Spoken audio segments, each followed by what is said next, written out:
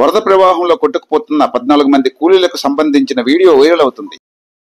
ఉత్తరాఖండ్లోని డెహ్రాడూన్లో కురిసిన భారీ వర్షాలకు నదులు ఉప్పొంగాయి. వికాస్ నగర్లోని అసన్ నదికి వరద పోటెత్తింది. ఈ వరదలో 14 మంది కూలీలతో వెళ్తున్న ట్రాక్టర్ కొట్టుకుపోయింది. ఒకరు మాత్రం గాయాలతో బయటపడగా మిగిలిన వారి కోసం రెస్క్యూ టీం గాలిస్తుంది.